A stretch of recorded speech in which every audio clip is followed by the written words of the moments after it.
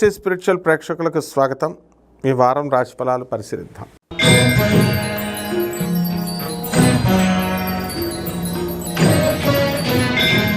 కన్యారాశి. ఈ కన్యారాశి వారికి అందరికీ కూడా భార్యాభర్తల మధ్య ఉన్నటువంటి సంబంధాలు కొంచెం వీకెండ్ అవుతాయి. అలాగే వీకెండ్ల్లో వీళ్ళందరూ కూడా బంధువులతోనూ ఇతరులతో కూడా జల్సాగా వెళ్ళి ఎంజాయ్ చేయడం అనేటటువంటివి జరుగుతాయి. అలాగే ఈ రాశివారు ఉద్యోగ ప్రయత్నాలు భయంకరంగా చేస్తారు.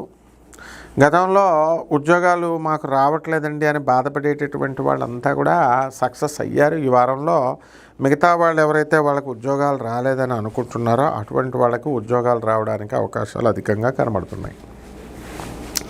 అలాగే ఈ రాశివారు కొత్త పనులు అనేటటువంటివి టార్గెట్గా పెట్టుకుని చేయడం అనేటటువంటివి జరుగుతాయి.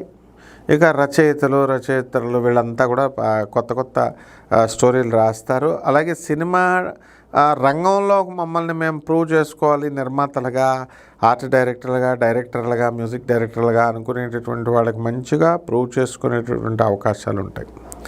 ఇక పారిశ్రామికవేత్తలకి కొంచెం లోన్స్ రావడం విషయంలో కొంచెం ఇబ్బంది అనేటటువంటిది కలుగుతుంది.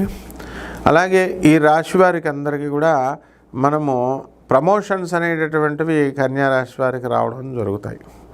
ఒక భార్యాభర్తల మధ్య ఇష్యూల్లో కోర్టులకు వెళ్ళడము ఇలాంటివన్నీ కూడా మీకు జరగడం అనేది జరిగినాయి అన్నమాట. అయితే ఈ రాశి వారికి ముఖ్యంగా కొత్త పనులు స్టార్ట్ చేయాలి, కొత్త వ్యాపారాలు స్టార్ట్ చేయాలని చెప్పేసి మీరు ప్రయత్నాలు చేయడం అనేటటువంటివి జరుగుతాయి. అలాగే మీడియా రంగంలో ఉన్నటువంటి వాళ్ళకు ప్రమోషన్స్ రావడం జరుగుతాయి.